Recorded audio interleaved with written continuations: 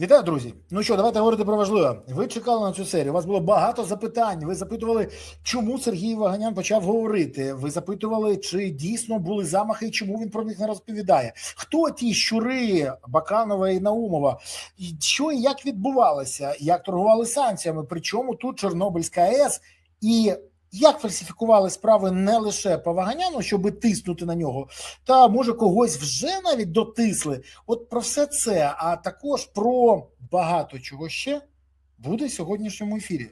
Тому що з вами третя частина спілкування з Сергієм Ваганяном. Пане Сергію, вітаю вас. Вітаю вас, Борислав. Пане Сергію, дивіться, є цікавий момент. Після виходу нашого першого відео Баканов мовчав. Після виходу другого відео отут почали нервувати. І навіть почали казати, що на фото не Баканов. Взагалі, ну, дійсно, з'являється це фото, і тут на ньому Наумов, ви і Баканов стоїте на дні народження Наумова. І тут же з'являється повідомлення. Фото з Бакановим в ресторані схоже виявилося фейком, кого насправді показав Ваганян. Наступне. Кажуть, що це вже не Баканов, а якийсь Анатолій Пляс. Хто це, ніхто не знає, але якось от кажуть, що це він. Ну, а далі Харлі Квін, такий таблоїд, який чомусь почав вибілювати Баканова і каже, да ні, от він сидить.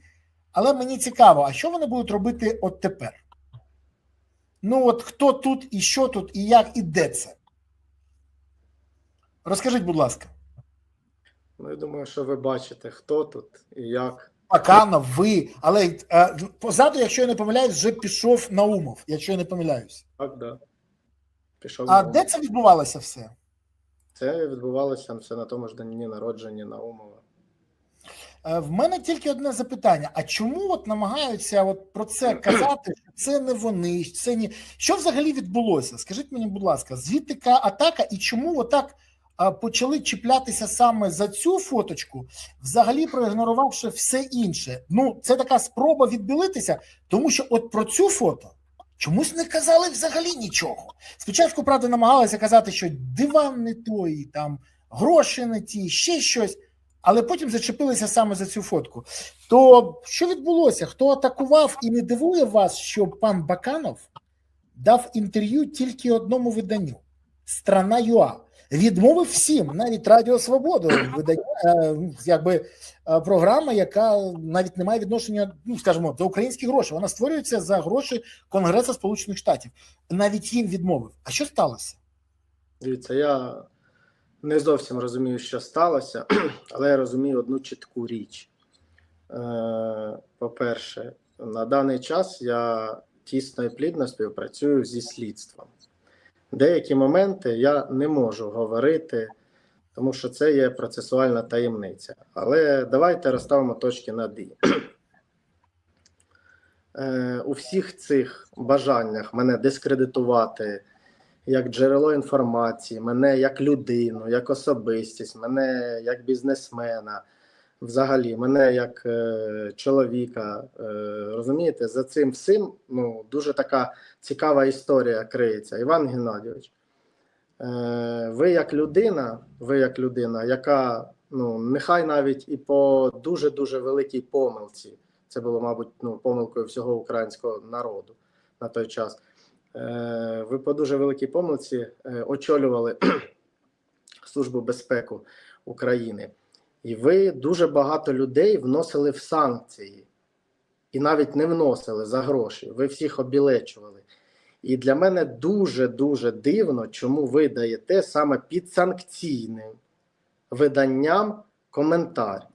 І потім дуже-дуже поважна, тому що в першу чергу вона жінка, пані Крюкова в певних колах, вона на своєму телеграм-каналі, там Харлі Квін, починає там очерняти мене і мою репутацію. Просто перед тим, як це робити, то, будь ласка, ви запитайтеся у пана Івана Геннадійовича і у всіх його щурів. Не створено часом те, що ви викладаєте за допомогою штучного інтелекту. Це по-перше. А по-друге, я не розумію просто вашу позицію. Ви можете напряму до мене звернутися, я вам надам коментар. Можу навіть вам інтерв'ю дати.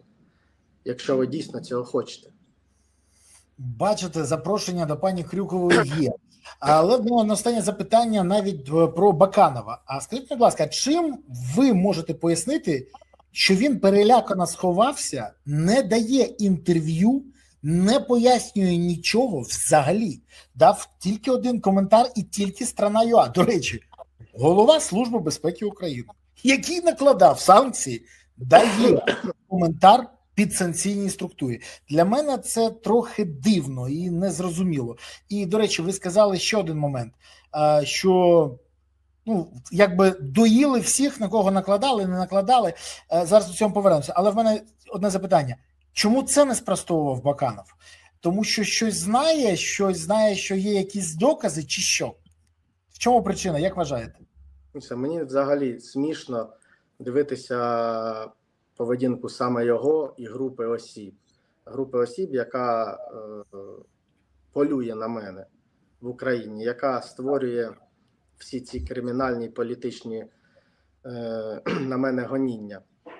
І, чесно, мене не дивує, що саме інтерв'ю і саме коментар він дає пані Крюковій. Але варто зазначити, що він там на Уніан навіть якесь спростування інформації, навіть якийсь розгін там пустив там по телеграм-каналам, там ще якийсь шахрай там і так далі. Тому подібне, що мені не варто вірити.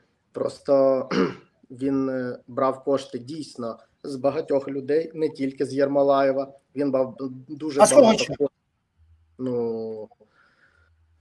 Я вам вже розповідав і казав на початку, що я співпрацюю тісно зі слідством, я не можу розголошувати якісь певні... І все, може так, якісь групи людей. З багатьох конвертаторів Дніпра, взявши кошти, він особисто і Наумов не внесли цю групу людей, цю категорію людей, вони не внесли до сих пір в санкції. До речі, це правда. Вони мене питались обілетити, але в них не вийшло нічого з першого разу. Вони мене питались знищити фізично, вбити мене, але в них також не вийшло це з першого разу, надіюсь, не вийде. І то вони попросту чужими руками і кримінальними політичними переслідуваннями просто в мене забрали бізнес і майно. Скажіть мені, будь ласка, мені казали, так сталося, що після нашого з вами спілкування зі мною зв'язалося декілька осіб з Дніпра, до речі, теж. Твердили, що пан Єрмолаєв дійсно платив. Але ви сказали, що він платив 5 мільйонів, а він платив, сказали, декілька разів. Що він заплатив декілька разів, 3 рази. Чи відомо вам щось про це, чи невідомо, і взагалі, як ви можете це пояснити? Дивіться, я наскільки знаю, що він платив, те, що я можу підтвердити, і навіть документально, що він платив 2 рази. Це дійсно так. Про 3-й раз я не можу нічого говорити, це, я думаю, було тоді, коли вже мене не було на території України. Зрозуміло. Скажіть мені, будь ласка, а що ви чули про те, що санкції використовувалися як помста? Я чому запитую? Тому що знову цікаві люди повідомили, що, наприклад, вперше санкції всунули декілька осіб, які, м'яко кажучи, не мали жодного відношення до контрабанди. Наприклад, Юрій Дворак. Це був начальник Київської міської таможні, митниці, і його поставили туди через те, що він Аксту колись не дав по якійсь там дуже низькій ціні розмитити автівки. І той йому помстився внесеш. Ви чули щось про це? Чи це так, балачки? Ні, це дійсно було так. Акс туди вкидував всіх людей, які йому були неугодні. Розповідав, той керував контрабандним напрямом при Порошенку, той керував контрабандним напрямом при Януковичу, той керував контрабандним напрямом ще там за царя Панька. Їх всіх треба під одну гребінку просто загребсти і все в санкції. Він мав дуже серйозний вплив на Наумова і на Баканова. А чому ті погодилися? Дивіться, от мені повідомили СБУшники вже окрему історію про те, що в санкції внесли навіть Олександра Кравченка. Це був заступник головного слідственного управління, по головному слідственному управління ще до 2019 року. І в Одесі він якісь справи по Аксту ініціював. і його внесли. Ну це ж СБУшник, знали, що він не є контрабандистом. Навіщо це зробили? Ви можете мені пояснити? І як на це погодились Наумов і Баканов, знаючи, що це взагалі просто брехня? Цю інформацію я можу також підтвердити, тому що це все відбувалося при мені. Пан Кравченко навіть неодноразово намагався зі мною зустрітися для того, щоб я його сконтактував з Наумовим, щоб я Наумову доніс певну інформацію. Дивіться, це дійсно правда. Я не буду ні захищати, ні відбілювати, ні взагалі нічого говорити про пана Кравченка. Я цю людину бачив лише двічі за все своє життя, але дійсно з подачі Акста, Акст постійно говорив Наумову, що це потрібно зробити. Акст постійно говорив, що Кравченко – це є саме найбільше зло на контрабандному ринку України. Акст дійсно говорив, що Кравченко забирає дуже велику левову частку контрабандних схем на території України і забирає в нього так званий ринок. Це дійсно так. І саме перші санкції, вони відбувалися задля помсти. І я вам хочу сказати, прямо, що в деякій мірі задля помсти і Кравченку. Я цю людину бачив двічі. Мене попросив мій товариш з ним зустрітися. Я зустрівся, він мені висловив свою точку зору, так як знав, що я дуже сильно товаришую з Наумовим і з Бакановим. Коли я почав говорити Наумову, що може це неправда, я туди влазити якби не дуже хочу, поспілкуйтеся з людиною, на що Наумов сказав, що це підарас, і в нього потрібно відібрати все. Дивіться, Наумов мені конкретно сказав, що це мій особистий ворог. Все. Тож, якщо б Акст сказав, що хтось на нього треба накладати санкції, то Наумов би погодився. Я правильно розумію? Так. Так всі люди, які потрапили в санкції, я ще раз кажу, просто почуйте мене просто уважно. Я їх не відбілюю, я їх не захищаю, я їх не обвинувачую. Я просто вам кажу, що всі люди, 90% людей з санкційних списків, ці всі люди були так чи інакше подані, погоджені тим же самим Акстом і його бек-офісом. Зрозуміло. Тоді ще одне запитання. Чи правда, що майже всім пропонувалося відтермінування або невносення за гроші, хто-то погоджувався, а хтось відмовлявся? Так, правда. Тож можна було відкупитися? Майже всім люди Акста ходили і говорили, що ми будемо вас вносити, ми можемо вирішити для того, щоб ви переписали майно, для того, щоб ви переписали активи. Ми можемо вам в цьому посприяти. Дехто просто їм казав, що до побачення, а дехто погоджувався і передавали їм кошти. Це єдиний варіант був тиску? І взагалі, як тисли на бізнесменів, використовуючи репресивний апарат СБУ чи можливості інших структур теж? Тому що, знову ж, спілкуючись вже не тільки з дніпровськими, а ще з чернівецькими і волинськими, скажімо так, це напівбізнесмени, бо мені почали після вашого ефіру така кількість людей телефонувати, яких я ніколи не знав, не чув. І вони кажуть, ви знаєте, ваш телефон дуже важко знайти, але ми хочемо з вами поговорити. І вони починають розповідати, на відміну від вас, вони не тільки добре обізнані, але й бояться йти в ефір. Так що тому дякую вам, що ви не боїтесь і приходите і говорите. Але вони почали розповідати взагалі дуже цікаві речі про те, що квартири, земля, бізнес фактично частки забиралися, а якщо ні, то створювали карні справи або, наприклад, фіктивні справи, під тиском яких ти погоджувався на те чи інше. Наскільки це відповідає дійсності і чи стикались ви з таким? Так, на той час Наумов використовував швеця Андрія, дуже відому людину, яка була...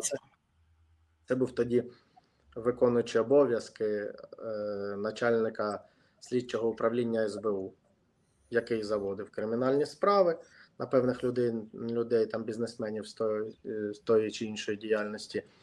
І через обшуки, через арешти майна через арешти самих людей, через погрози. Ну, вони просто заволодівали майном і грошовими коштами тих чи інших бізнесменів. Неважливо, я зараз не буду говорити, хто який вів спосіб життя, я зараз не буду говорити, хто чим займався, але ну, вони віджимали просто в рейдерський спосіб юридичні особи, і майно, і квартири, і автівки, і отримували грошову винагороду неправомірну, вимагаючи. У людей не було ніяких взагалі варіантів їм не платити, розумієте? Пане Сергію, щоб закрити Хочу тему ще- Вибачте, щоб Да. закрити тему Баканова і Наумова, от цю частину, в мене до вас два запитання, коротких. Перше запитання, чи до вас використовували такі технології? Це перше. І друге, скажіть, будь ласка, ви кажете, от я просив вас надати деякі відео, які ви мені показували на початку, ви кажете, що ви зараз не можете. Через що ви не можете зараз надати ті докази, які демонстрували? Дивіться, всі докази інші та всі цілі докази я надав і надам НАБУ та фінансовим службам західним або фінансовим службам США, в частності і ФБР. А те, що ви мені раніше передали, я можу зараз викладати в ефір, показувати і все інше? Так, те можете. Супер, поїхали тоді далі. Питання по справах. Люди запитують, і це постійно. А Ваганян не боїться, що там проти нього щось буде, що йому будуть погрожувати, що нові карні справи будуть відкривати? Що скаже Сергій Ваганян на це? Дивіться, справу, яку вони проти мене відкрили, я до 2024 року взагалі не знав, хто такий Гринько. Тобто кримінальне переслідування, воно продовжується. Після того, як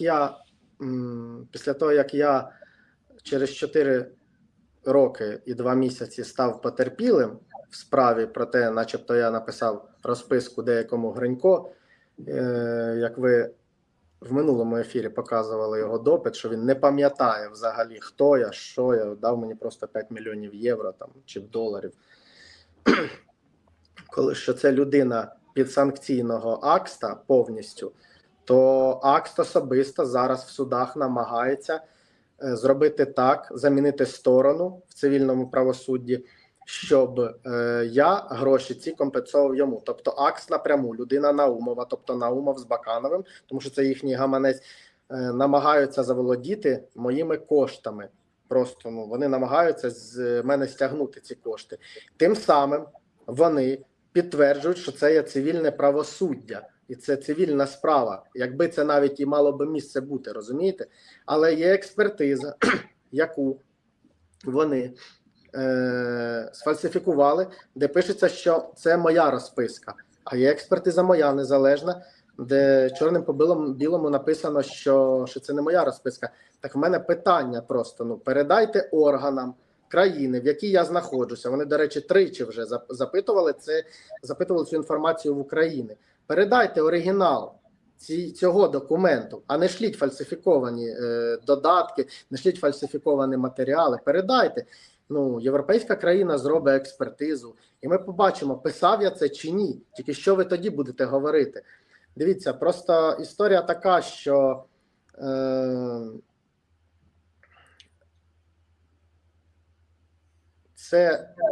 вони вважають, що це не політичне переслідування, а я вважаю, що це політичне кримінальне переслідування. Вони дають нові мені підозри. Вони дають нові підозри по справі 21-го року. Начебто я комусь там недопоставив на якісь десятки мільйонів, на 20 з лишнім мільйонів доларів зернових культур. Але увага, тут саме цікаве. Це людина взагалі дуже близька до Афанасьєва і Чебана і Доровського. Це їхня схема по віджиму бізнесу, по віджиму зернових культур.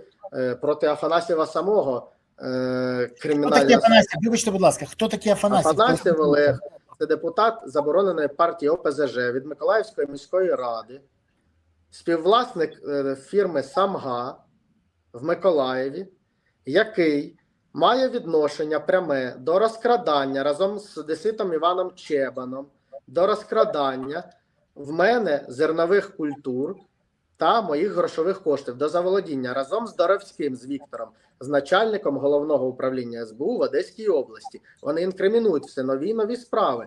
І в листопаді минулого року мені чомусь дали ще нову підозру саме по цьому факту.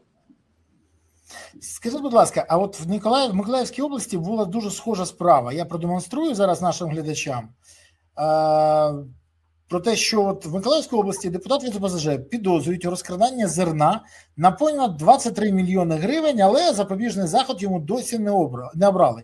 Тим часом агровласниця Оксана Сольська, яка втратила зерно на $900 тисяч, вже 3 місяці перебуває під вартою, а її захист заявляє про можливу упередженість суду. Це якраз про такий саме текст? Так, це саме ці люди, які намагалися зі мною це все зробити, яких це вийшло, так. Але в неї там, я бачу, що на $900 тисяч, а в мене більше, ніж на 44 мільйони доларів. Розумієте? Ось і все. Нічого взагалі не міняється. У них є надійний дах в вигляді Віктора Доровського, у них є надійний дах в вигляді начальника головного слідчого управління Максима Цуцкерідзе. Це їхня стара схема, вони цим займаються, вони цим заробляють кошти. Пане Сергію, скажіть, будь ласка, а яке відношення має, ви кажете, там була експертиза і вона сфальсифікована. Хто цим займався, звідки така інформація і взагалі, що відбувається? Дивіться, цим займався давній друг Наумова і Баканова Андрій Свінцицький, до речі, недавний. Я навіть фото зараз викладу, ви показували. Фото. От, а де він тут? Так, ця людина справа друга, стоїть в чорному костюмі. І білі футболці. Так.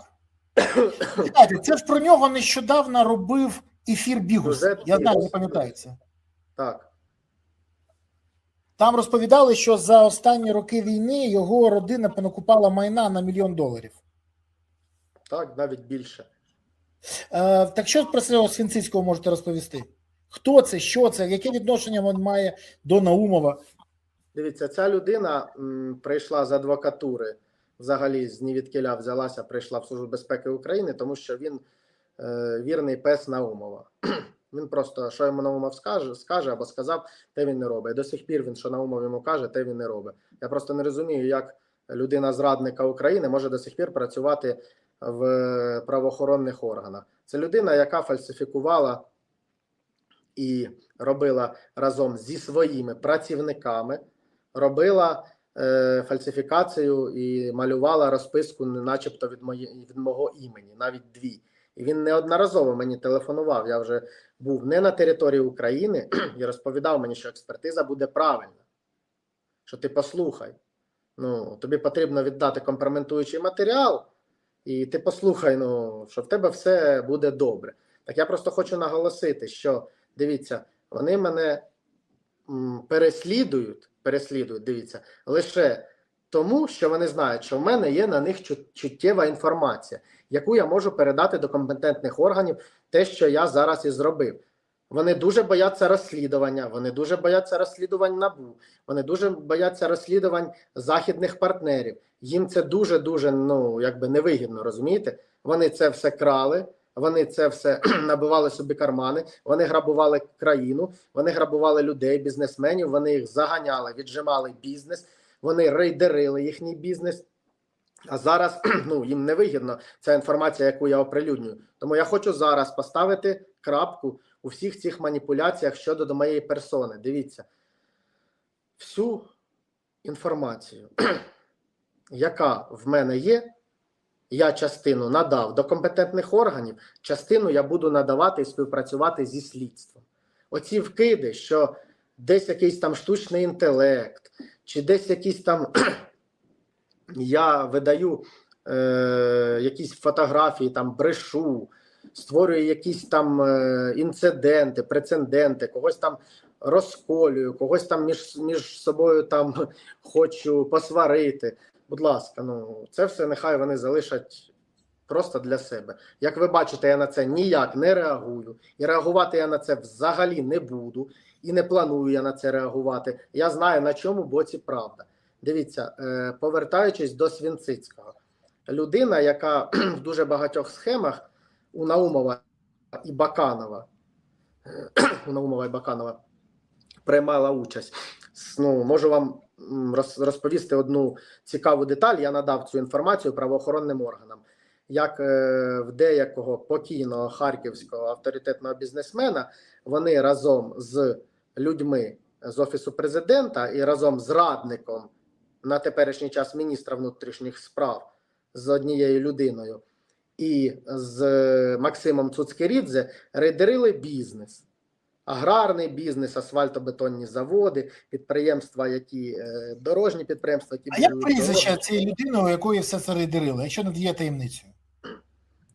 Прізвище це покійний Вадим Казарцев. Це харківський бізнесмен, так я розумію? Да. Його називали кримінальним авторитетом. Ну, він ще кримінальний авторитет. Просто я не дуже... Я не берусь судити і давати оцінку, і давати якісь ярлики людям. Ну. Наумов приймав і Баканов теж участь в цьому? Да, Наумов і Баканов приймали в цьому безпосередню участь. На людей Наумова, Баканова і на людей одного з заступників Офісу президента були переписані активи. На людей Свінцицького були переписані активи. Через чорних реєстраторів вони цю всю історію робили. За допомогою Корду і Альфи вони заходили силовим шляхом на підприємства, і навіть є доказова база про те, що Свінцицький і ця група осіб на чолі з Цуцкерідзе мають пряме відношення до фізичної ліквідації людини шляхом отруєння. І Свінцицький це також знає. Бігуси цікавились саме цією історією? Так, саме цією історією, але я в спілкуванні з бігусами також повідомив, що я надам інформацію, але пізніше, поки я її розголошувати не можу. Процесуальні дії, я розумію, процесуальні дії, саме тому не наполягаю, бо все розумію. Але скажіть мені, будь ласка, щоб знову повернутися до історії, деякі відео, фото. А скажіть, будь ласка, а пан Баканов взагалі жив, ну скажімо так, розкішно? Да, дуже розкішно. Як для очільника Служби безпеки України дуже розкішно жив. Я прошу зараз, я покажу деякі відео і прошу, щоб ви їх прокоментували, якщо буде ваша ласка. Buongiorno signor Bacanov, volevo fare i migliori auguri da parte di tutta la San Valentino e spero che il nostro vino sia gradito. Скажіть, будь ласка, що це таке? Що це?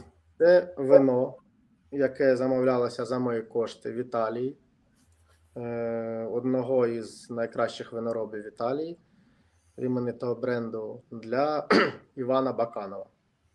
Чи можу я продемонструвати зараз об'єми цього вина? Так, да, можете продемонструйте. Почекайте, він це зробив. Зараз, от воно. Зараз продемонструю.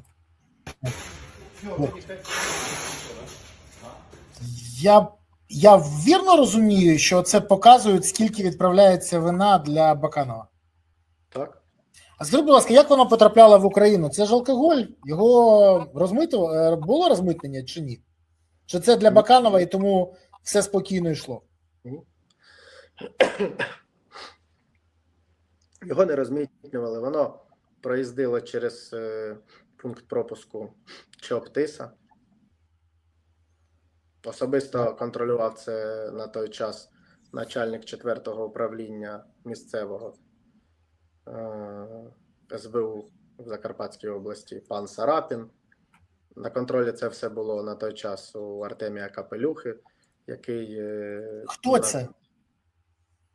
Артемій Капелюха очолював на той час 4-те управління контрабандне, головне 4-те управління СБУ України.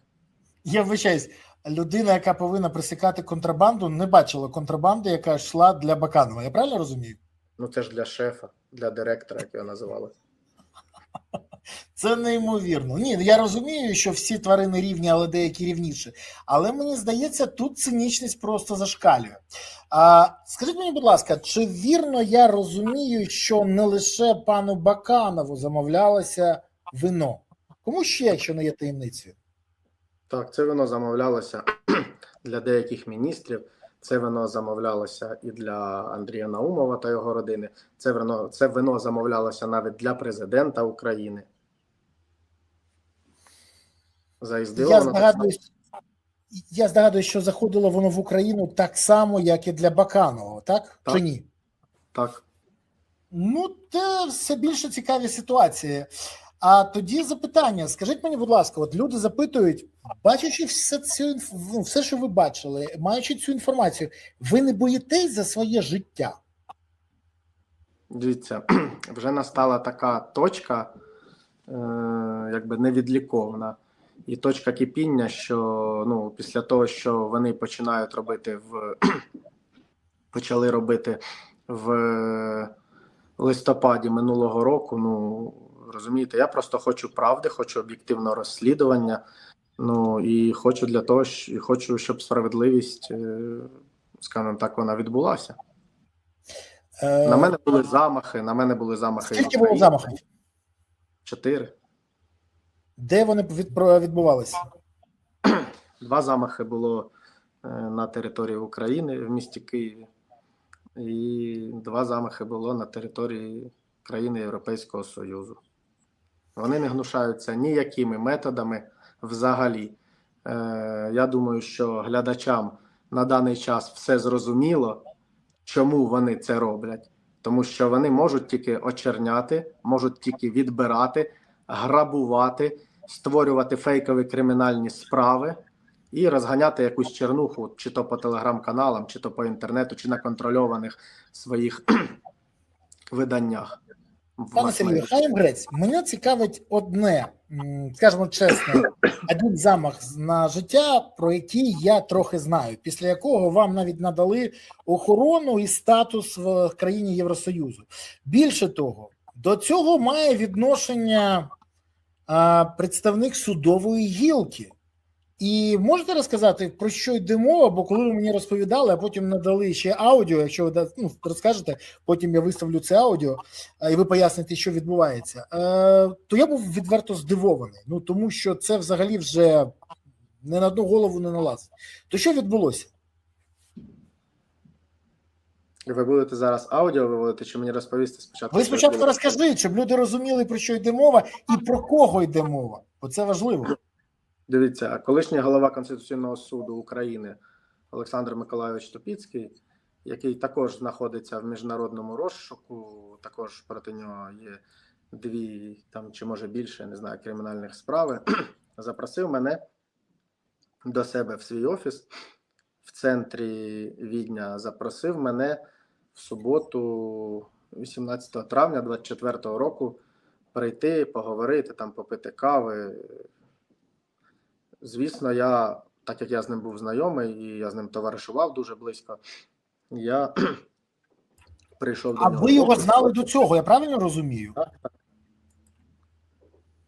Так, що далі? Він запросив вас в офіс. Так, коли ми зайшли до нього на поверх в офісне приміщення, він закрив вхідні двері і завів мене в переговорну кімнату. І сказав, що в мене зараз є можливість вирішити всі свої фінансові, політичні і фізичні проблеми. І сказав, що він тут не для протоколу, що я попросила організувати цю зустріч, і пішов геть. На що людина сказала, що її якось там звати, запитав, чи знає я Наумова, Баканова і Сашу Акста. Сказав, що я їх добре знаю.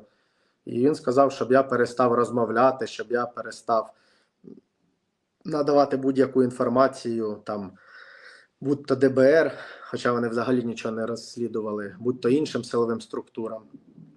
І сказав, що мені потрібно не рипатися, що мені потрібно віддати всі матеріали, які в мене є.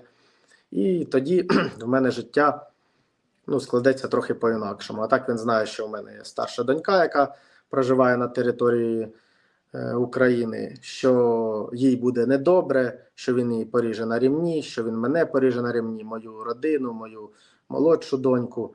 Він почав мені погрожувати. На що я йому сказав, що я з ним не буду розмовляти ну, в певній манері. Він мені показав цю фальшиву розписку від мого імені. Я сказав, так вона фальшива. Він каже, так про це ніхто ніколи не дізнається. Ну, за нами Офіс Президента, за нами ГСУ, Генеральна прокуратура, ну ти що, хворий, ніколи не дізнається. На що, коли я сказав, що я вийду, він сказав, що ти звідси не вийдеш з цього приміщення, поки ми з тобою не домовимося. Я сказав, що я не буду з якими йолопами якимись домовлятися взагалі, просто з хворими людьми. Ну, на що в нас почалася така вже фізична сутичка. І коли Я вибачаюсь, а він намагався до вас примінити силу? Так, він до мене намагався примінити силу і ніж, і намагався мене зв'язати. Я так розумію, щоб вивезти на територію України чи викрасти мене, я не розумію. І що було далі? Не знаю.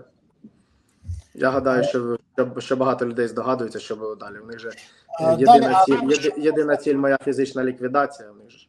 Ні, а далі, гаразд, вам вдалося вирватися, а далі що стало з паном Тупицьким? І чи звернулися ви в правоохоронні органи? Так, як вони відреагували?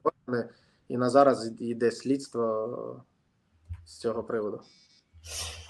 Ну, тоді, я думаю, я поставлю зараз це аудіо, щоб послухали. А ви, скажіть, це ви записали після тої зустрічі, правильно я розумію? Так, так. Він мені телефонував неодноразово, з третього разу я не взяв слухавку, я потім йому перезвонив. Ну, тоді увага.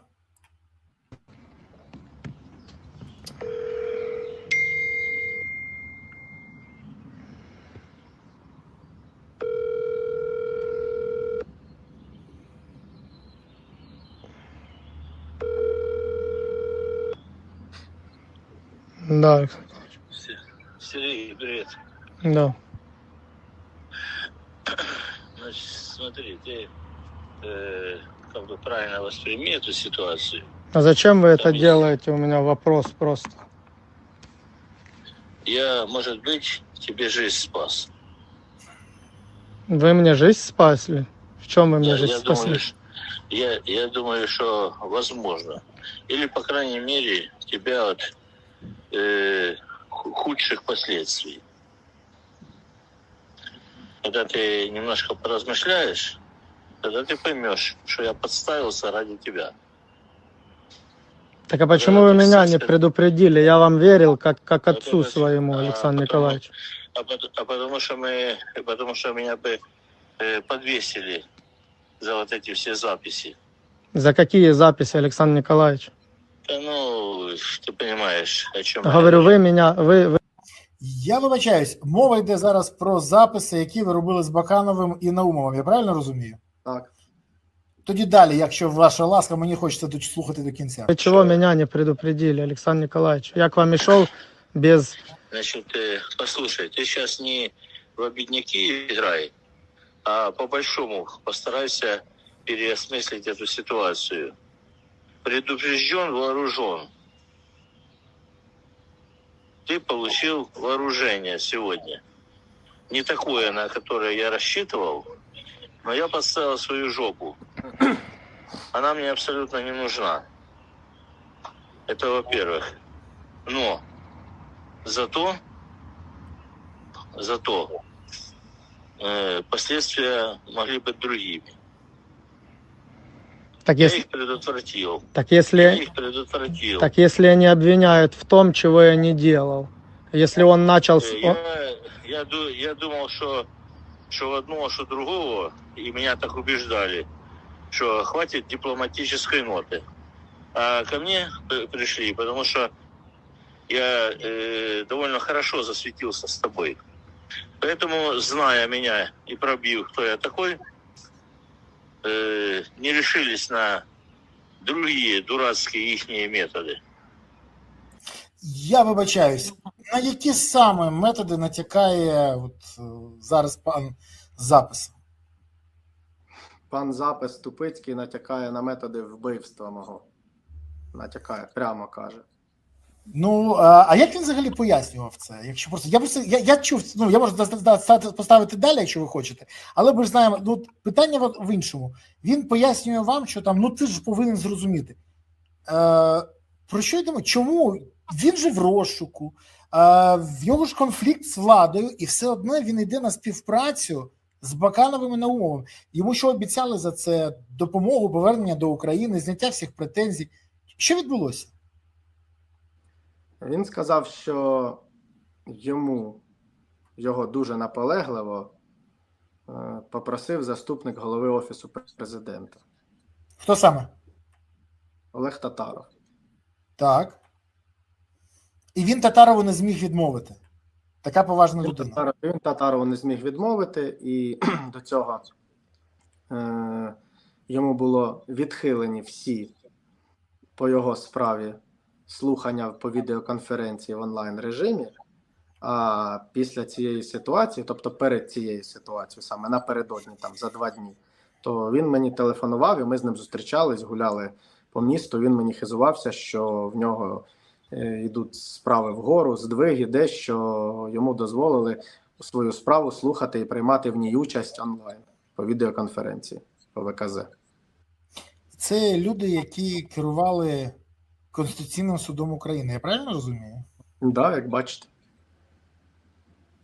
Я би Просто, хотів щоб цього було- не щоб не бачити і було- не чути. Щоб ні в кого не було більше питань про якісь там фальсифікації, про те, чому я так себе спокійно поводжу. Я себе спокійно поводжу, ще раз наголошую, тому що я співпрацюю повністю зі слідством. Я себе спокійно поводжу, тому що я правий. Ні на які провокації я взагалі не реагую. Ну, люди там витрачають сотні тисяч доларів для того, щоб очернити мою репутацію. Ну, нехай. Як ви бачите, я надаю докази. І я готовий їх надавати. Але вже, на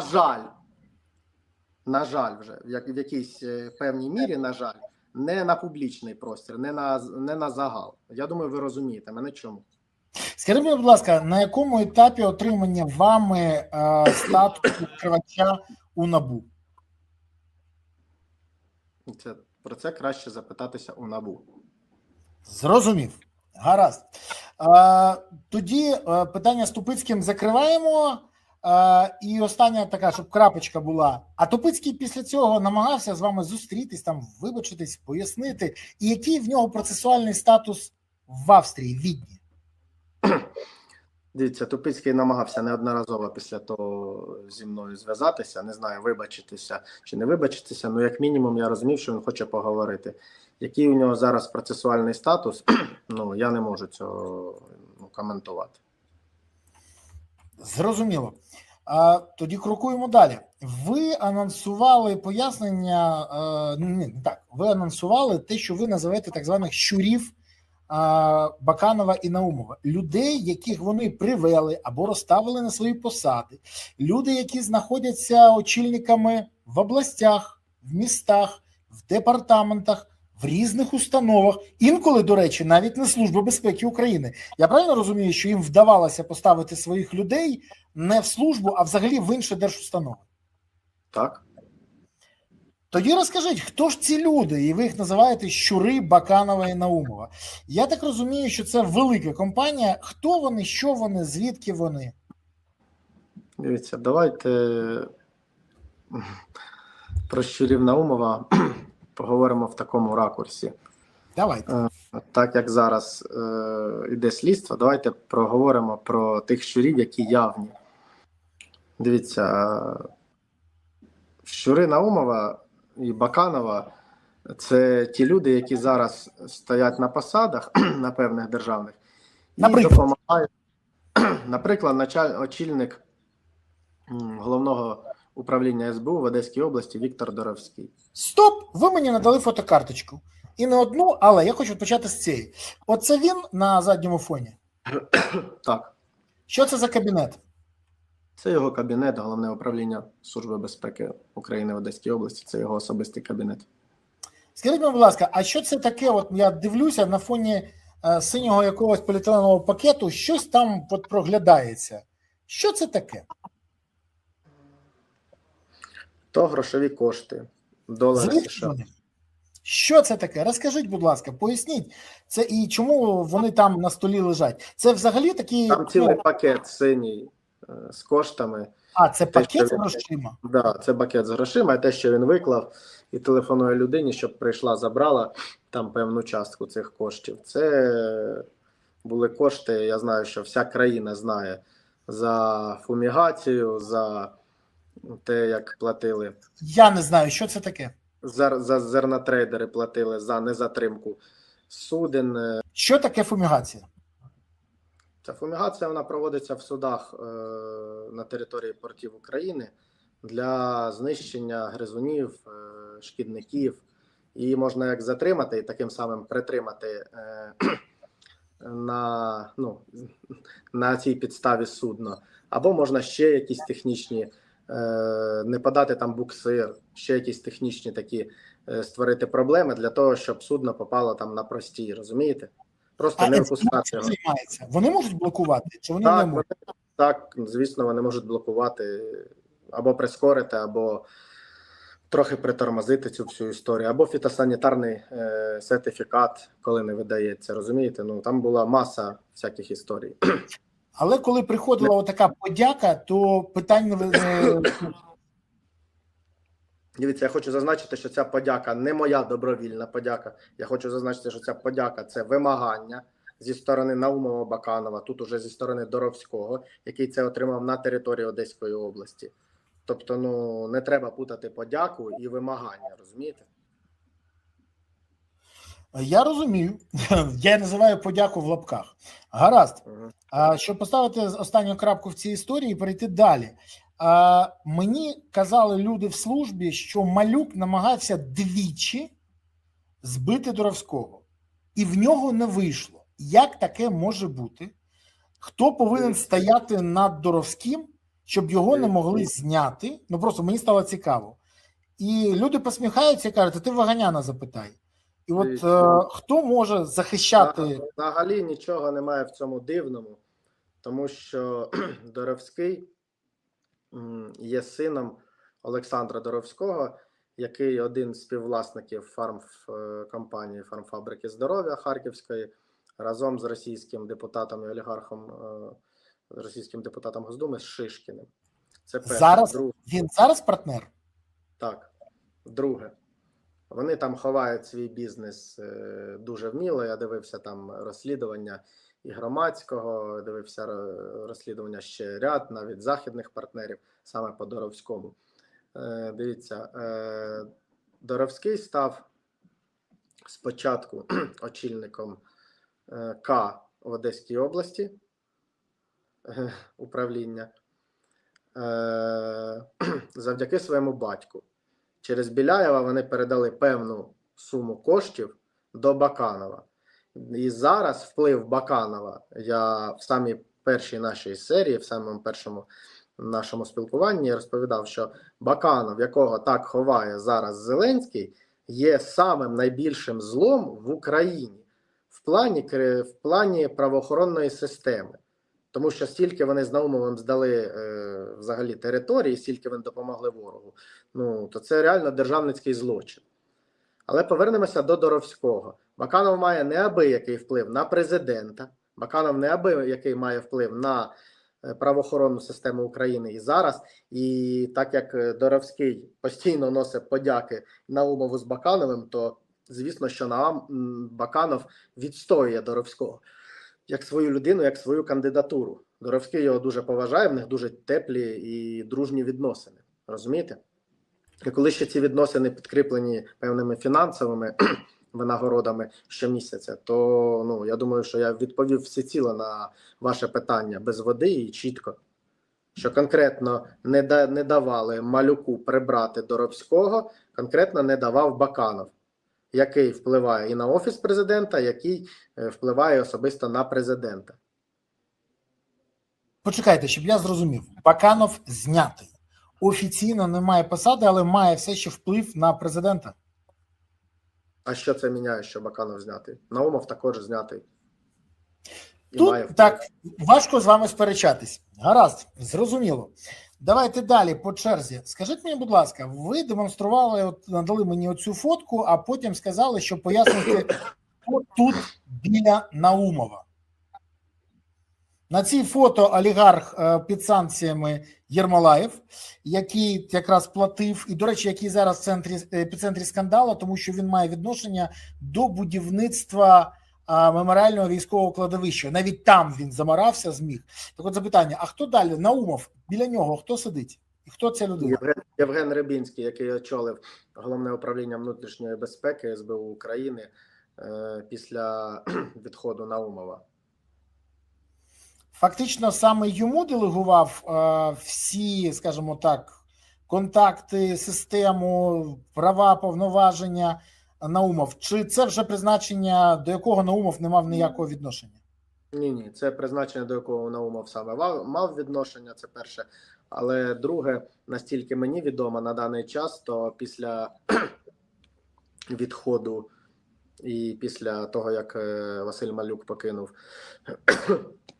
посаду начальника голови Служби безпеки України, Рибінський також звільнений з цієї посади. Хто ще на яких посадах знаходиться? Ну, про Свинцицького ви знаєте. Так, а Свинцицький теж, так, він в цій когорті, погоджуюсь. Так, про Доровського ви також знаєте. Ви надали мені ще фотку, хто ця людина, дуже, і де це все знято, зараз покажу. Оце. Спочатку зі спини, мені кажуть, ті люди, які знають, це приймальня Наумова. Так, це приймальня Наумова, в ній сидить Іван Чебан, і це стоїть Іван Чебан. Хто це? Людина, яка є людиною Віктора Доровського, яку він прикриває в всіх його кримінальних діяннях, яка має відношення до цього ж Олега Афанасьєва, яка має відношення до контрабандних схем, які зараз робить Доровський, це повністю його людина.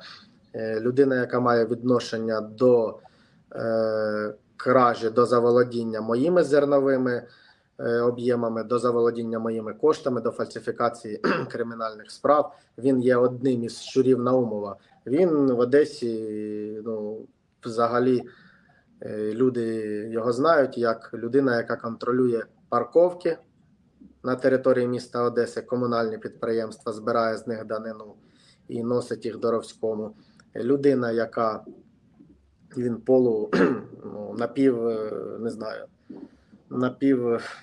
напівкомерсант, напівжулік, напівклоун, напівартист. Як він себе називав, що він гібрид, розумієте? Тільки я не розумів, що він гібрид, бо він казав, я із бандитами спілкуюся із правоохоронцями. Які ж у вас цікаві гібриди. Це вражає. Скажіть, будь ласка, а хто це такий? Ви обіцяли розповісти, сказали, покажіть, я розповім. Хто це такий? Так, це Вадим Воскобойников. Людина з головного слідчого управління, як написано? Ні, він туди ходить як на роботу, в міністерство ходить він як на роботу. Це радник міністра внутрішніх справ Клименка, так званий АКСТ за часів, коли був Наумов, це був АКСТ. А зараз місцевий АКСТ – це Вадим Воскобойников. Він разом з АКСТом, з Наумовим і ще з деякими персонажами контролює повністю всю митницю, контролює повністю все контрабандне управління, контролює повністю всю прикордонну службу і працює в сфері контрабанди. Я вибачаюсь, а там є ті, хто не має відношення до Наумова, Баканова, скажімо так. Тому що я знаю величезну кількість людей, які займаються тим, що ловлять агентів ФСБ, знищують ворогів України, атакують об'єкти військового значення на території Росії, виконують спецзавдання, нищать російську обороноздатність. І одночасно це СБУ. У мене таке відчуття, що у нас все ж таки два СБУ. Одне СБУ, яке захищає країну, а інше, яке розкрадає і заважає іншому. Я не правий, скажіть мені. Дивіться,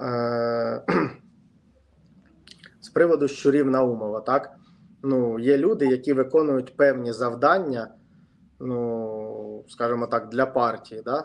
Є люди, Наумов вже ж з АКСТом поїхали з країни, так, але ж їхня справа живе, комусь же потрібно це робити. Ви просто погляньте про цю особу, яка має відношення також до рейдерського захоплення разом з Цуцкерідзе, разом з заступником голови Офісу президента, разом з Наумовим, з Бакановим, разом з Доровським, які мають відношення до того ж таки рейдерського захоплення підприємств на території Харківської області і ще до багато чого, розумієте?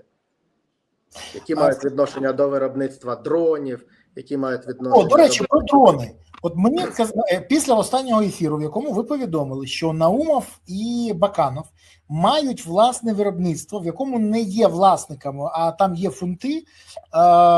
Люди питали, а відома назва цього підприємства, а відомо, де воно, що воно, з ким воно співпрацює. І Ваганян казав, що Міністерство оборони купує їх продукцію. Що про це відомо, якщо можна більше? Тому що у людей багато запитань.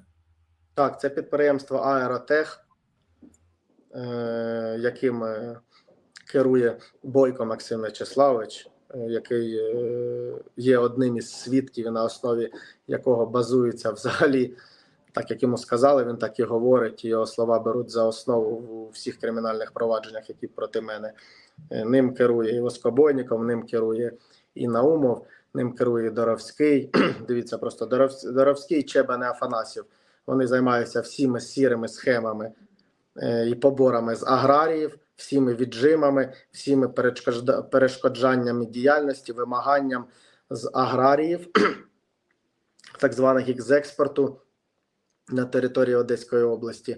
Воскобойников займається контрабандою, Бойко займається виробництвом дронів і постачає державі, військовим частинам, бригадам дрони їхнього виробництва підприємства Аеротех за завищеними цінами. Сам він зараз працює на даний час навіть в Укроборонпробі, його пролобіювали призначення, щоб він там хоча б якимсь клерком працював. Ну, я так розумію, що для бронювання, розумієте?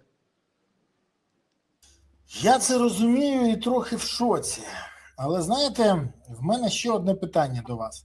Скажіть, будь ласка, після останнього ефіру знову телефонує людина і каже, от там згадували Скорохода. Скороход – це людина, яка займалася податковою митницею.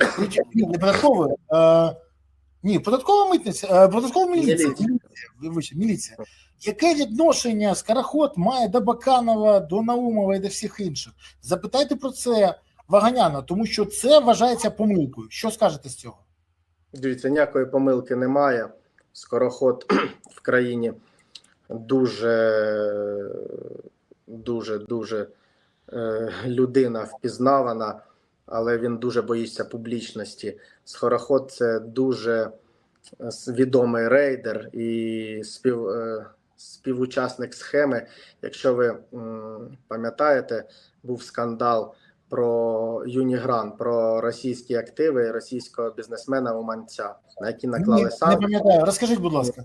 На них наклали санкції, а Скороход, броварський бізнесмен Шапран і очільник Одеської військової адміністрації Олег Кіпер разом іще з однією людиною по прізвищу Осипов, вони ці всі активи за допомогою Офісу президента, судів, корупційної схеми, вони ці всі активи вивели. І зараз ці всі активи на території України працюють.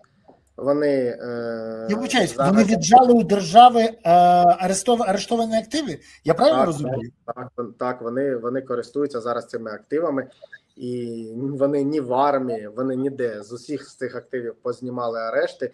Скороход хизується своєю дружбою з Генеральним прокурором України.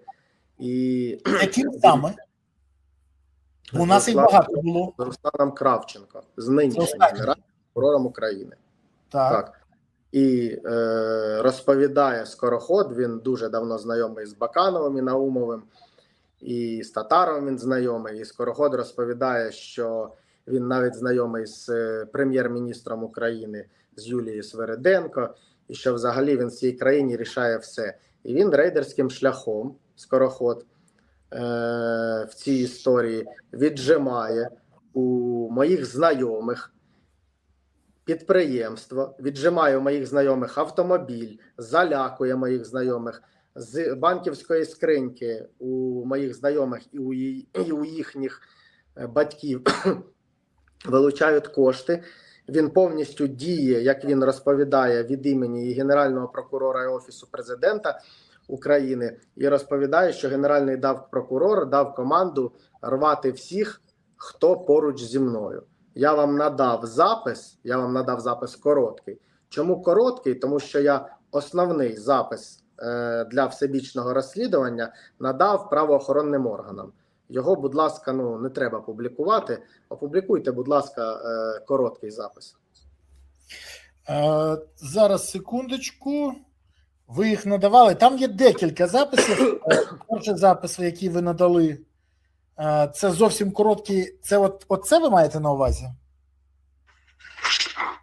Прокурор дал команду разорвать всех,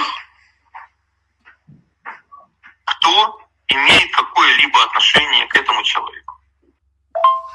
Я правильно розумію, що це про це, так? Так, це про це. Хто говорить, кому говорить, що це таке? Говорять моїй знайомій про те, щоб вона дала на мене правильні покази. Що Щоб таке правильні покази? Сказала неправду на мене. Тобто, щоб вона свідчила в інтересах Баканова і Наумова. Да. Так, далі. І тоді їй назад повернуть все її майно. Тому що Скороход повністю контролює слідчого по моїй справі, по новій справі, яку вони сфальсифікували там, де фігурує Чеба, не Афанасьєв, повністю контролює слідчого Романа Греку. Почекайте, це той аудіо, який ви мені теж надіслали з тим, що слідчі відмовляються там щось вам надавати доступ. Це я так розумію? Так, да. А ви проти, якщо я виведу це теж в ефір? Взагалі тому не що- проти. Дивіться, Просто ми це- зараз ще просто- поговоримо і про Чорнобиль, і про там теж люди. Просто Україну такі люди, як Скороход і Баканов, вони просто її перетворюють в Сомалі, розумієте? Коли людина телефонує слідчому і каже йому, що навіщо ви мені дали в іншій країні повістку про виклик, давайте я по відео з вами поспілкуюся, я хочу приймати участь в допиті і у всіх процесуальних діях. Послухайте, будь ласка, що пан Роман Греку, слідчий, що він відповідає взагалі? Давайте. Мабуть, команду дав все-таки Генеральний прокурор, якщо він так відповідає. Доброго ранку. Добре. Роман Георгійович, вас турбує Ваганян Сергій Костянтинович. Я вже впізнав вас. Впізнали, да? Скажіть. Скажіть, будь ласка, хочу прийняти участь і приймати у всіх процесуальних діях і в допитах. Тому що дивлюсь, що ви моєму адвокату відмовляєте. Дивіться, в нас є передбачене законодавством звернення. Угу. Ви можете звернутися до слідчого управління. Відповідно, там є у нас емейл офіційний. Ви ж слідчий, навіщо мені? Я зрозумію. Ви розумієте, у нас повинно відбуватися офіційне, як сказати, спілкування, тобто листування. Ви ж зацікавлені встановити об'єктивну істину у всіх справах? Так? Звісно, дивіться, Да, конечно. дивіться, я ж вам кажу, щодо спілкування, будь ласка, звертайтесь офіційно, вивчимо ваше там клопотання або ваше звернення, надамо відповідь і так далі. Так, а чому ви мені зараз не можете сказати, чому ви відхиляєте мої клопотання, чому ви порушуєте мої права і не хочете? Я вибачаю, що я перебиваю. А це ж про те, що адвокат подав клопотання, а його відхилили. Правильно я розумію? Так, щоб я приймав участь у допитах в режимі відеоконференції, так як це дозволено законом. А відхилив хто? Слідчий? Так. Так, далі. Хочете мені надавати? Дивіться, в клопотанні все роз'яснено вашому, да? Я надав на нього відповідь, відповідно постанову, де все вмотивовано, роз'яснено. Відповідно до вимог чинного законодавства. Я так розумію, що ви не зацікавлені продовжувати слідство, раз ви його Це ваша призупиняєте. думка. Правильно чи ні? Дивіться, це ваша думка. А чому? Особиста. А чому ви мені не можете відповісти прямо на питання? Дивіться, мені зараз не дуже зручно розмовляти, оскільки я за кермом. Якщо у вас є якісь питання або запитання, ви можете звернутися. офіційну адресу, я вам надам відповідь, де все буде роз'яснено, розписано відповідно до вимог чинного законодавства. Дивіться, ви мені вручаєте підозру через міжнародну... Дивіться, я вам вже повідомив, я не бачу сенсу надалі спілкуватись. Ну, я бачу, що ви просто від розмови Дякую. Просто я вам сказав, що звертайтесь, будь ласка, офіційно, я вам буду надавати офіційні відповіді, у нас буде відповідно до вимог чинного законодавства, а також Кримінально-процесуального кодексу. Так ви офіційно мені лише відмовляєте. Ви мені поясніть, чому ви мені відмовляєте? Я вам вже повідомив. Дякую вам. Ви розумієте, що ви виконуєте замовлення Ігоря Скорохода, чи ні? Дивіться, я вам вже повідомив відповідь. Дякую, гарного дня. Я не можу розмовляти. Ну ви розумієте, що ви виконуєте замовлення, чи ні? Все. То в мене до вас запитання. Що все це, що відбувається? Щоб коротко закінчити цю історію. Ви вважаєте, що Скороход стоїть за цією історією і може впливати, не маючи жодної посади? Дивіться, Скороход не стоїть за цією історією. Скороход є співучасником цієї історії, так само, як і він є співучасником багатьох рейдерських історій по віджиму бізнесу. Я думаю, що ви можете в інтернеті погуглити, і це загальнодоступна інформація, як у певної вдови вони віджимали будівлю на вулиці Саксаганського в Києві. Там дуже відомі з ним особи в цьому злочині приймали участь і співучасть, точніше. Він є одним із небагатьох найбільших конвертаторів в Україні. До речі, також не в санкціях чомусь ще. Він є кумом колишнього голови Мінздоху часів Януковича, пана Клименка. Тобто там дуже цікавий бекграунд. Того самого Клименка, Донецького, який втік до Москви. Я розумів правильно. Так. Дивіться, там дуже цікава історія в нас виходить. Пан Іван Баканов дає підсанкційним ЗМІ коментарі, натравлює їх на мою травлю. Скороход якусь маячню по телеграм-каналам та по засобам масової інформації в інтернеті про мене якісь статті пише і замовляє, погрожує. В мене є всі 3 записи, які я надав органу досудового розслідування. І, до речі, НАЗК чомусь до сих пір не звернуло увагу і не проаналізувало його спосіб життя. Починаючи від годинників, які є в його офіційній декларації, і закінчуючи певним майном, навіть закордонним. Годинники є у всіх в декларації. У мене теж є годинники в декларації, офіційно їх декларую, і вони співпадають з моїми доходами. Пане Сергію, я так розумію, що там трохи відрізняється кількість годинників чи ні? Так, а наскільки приблизно? От ви так посміхнулись. Борислав, дивіться. Що ви щось знаєте? Дивіться, я не буду коментувати цю інформацію. У нас є НАЗК, так, відрізняється. І докази його співучасті в схемах певних і державних також схемах, що стосується і Юніграну, російських активів виведення з-під санкцій РНБО, я також надав. Більше я сказати з цього приводу не можу. Розумію, без питань. Що я можу сказати? Знаєте, після нашого інтерв'ю запитань стає все більше. І не тільки то, кого обрали в 2019 році, а як взагалі країна ще не впала зі всім цим тягарем, тому що це страшне. В мене ще одне запитання, яке теж з'явилося після питання, які написали в коментарях. Дивіться, ви сказали, що Баканов і Наумов отримували через якісь компанії в Німеччині або через німецькі банки гроші за те, щоб потім допомогти росіянам отримати доступ до України. Більше того, ви розповідали, що Наумов поставив свою людину на Чорнобильську зону, бо він раніше сам там працював, все там знав. ДБР, наскільки я пам'ятаю, інкримінувало справу і інкримінують саме Наумову полегшення доступу, якщо не помиляюсь, якось так, до Чорнобильської зони. росіянам саме. І останнє запитання нещодавно, і це просто зараз там вибух в Німеччині, розслідування з питання корупції в Deutsche Bank і те, що росіяни, наприклад, Роман Абрамович, використовували Deutsche Bank для обходу санкцій і проплат. Це все якось в єдиний пазл може скласти? І як саме міг допомогти росіянам Наумов? Що він знав? Що він міг дати інформацію? І запитання, може ви знаєте, які суми він отримував?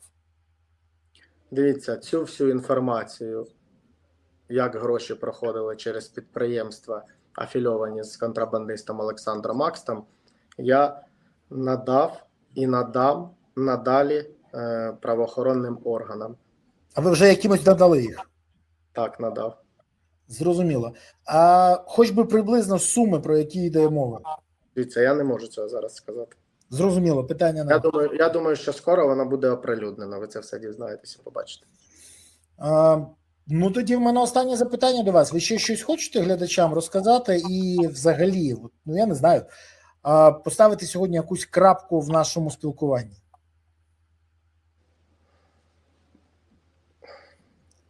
Пане Сергію, гаразд. Мені здається, що ви трохи втомлені, ви зараз висаджені, і це помітно. Чи є погрози, чи є тиск після наших ефірів? Так, є погрози, є тиск. І що кажуть?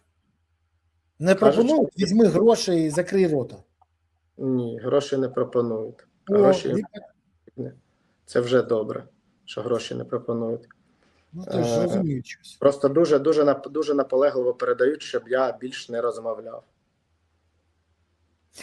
Ну, що я можу сказати? Я вам дякую, що ви говорите, дякую, що ви виявляєте, називаєте хто що, надаєте докази. До речі, я так розумію, що вся база буде передана незабаром, а частково ви вже щось передали. Я дякую вам за це і хочу поставити ще одне запитання. Чи буде ще одне спілкування з Сергієм Ваганяном в ефірі? Так буде. Ну що ж, тоді чекаємо на ваші комунікації з правоохоронними органами і на дозвіл давати те, що у вас ще є, і те, що ви мені показували. До речі, все ще чекаємо Івана Баканова в ефірі і пояснення. Ваня, ну куди ти ті гроші подів? І що там з диваном і багато чим іншим? Бо Ну, ми ж дуже... готуємося до 3 лютого до тимчасової слідчої комісії при Верховній О. Раді. А як ви вважаєте, знайдуть Баканова? Баканова знайдуть, бо його ж всі шукають, а знайти не можуть.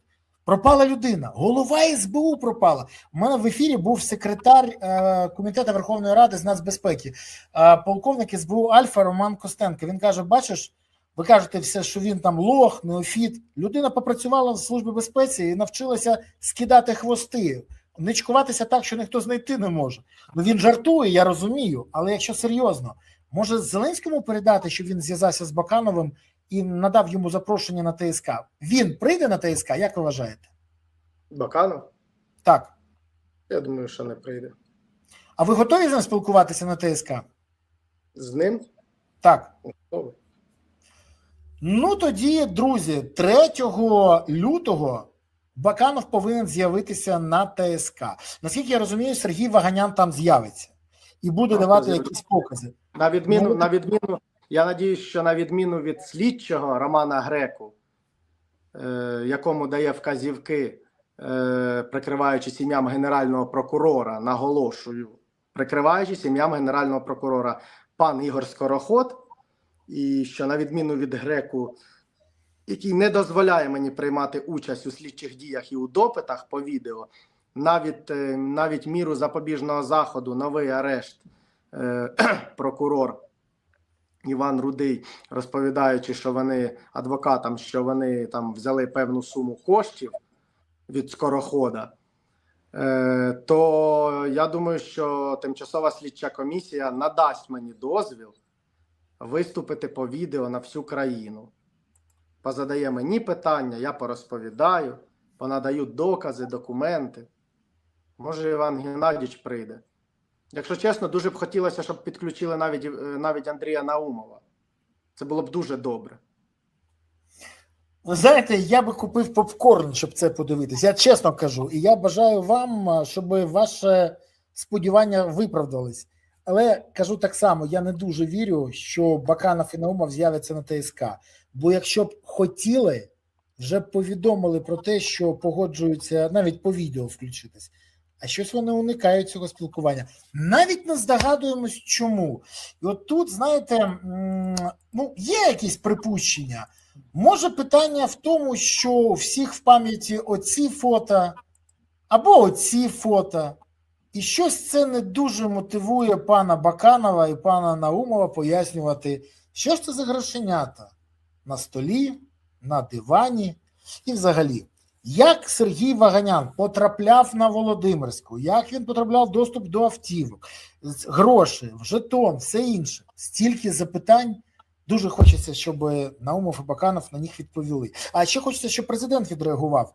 Бо, наскільки я розумію, у нас наступне відео може бути і про те, як президенту передають щось теж, наприклад, вино з Італії. Правильно я розумію? Так. Сергію, дякую вам за те, що були сьогодні в ефірі. Тримайтесь і сподіваюся, що буде ще. Але не особисто президенту, а все ж таки через його кращого друга і однокласника. А, це я розумію якраз. Гаразд. Дякую і до зустрічі в нових ефірах. До побачення. До побачення. Дякую. Друзі, ну що, такий ефір. Важкий, складний, є про що задуматись. Хочеться отримати нові відповіді, але давати їх повинні вже правоохоронні органи України, антикорупційні органи і структури, які повинні розбиратися з, ну скажімо, наявність складу злочину, доказовою базою, з процесуальними діями і робити висновки. Сподіваюсь, ми все це незабаром побачимо. Бо інакше навіщо все це? А я хочу подякувати вам за те, що ви дивилися. Не забули підписатися, поставити вподобайку, прокоментувати і поширити відео. Нагадую, що буде ще відео. І головне в цьому не тільки відео дивитись, а ще і підтримувати ЗСУ. Бо це найголовніше. Гуртуйтесь навколо ЗСУ. Допомагайте ЗСУ. Донатьте на ЗСУ. Приєднуйтесь до ЗСУ. Чому? Тому що це єдина сила, яка є запорукою того, що Україна є майбутнього і запобіжником від російської агресії в майбутньому. Єдина сила. Не Баканов, не Наумов, ні будь-хто інший захистить Україну. Тільки ЗСУ. Тому гуртуємося всі навколо інтересів ЗСУ, всі ресурси кидаємо на ЗСУ, і тоді справді все буде Україна. Дякую, що дивились. Тримаємось разом. Все буде Україна. Па-па.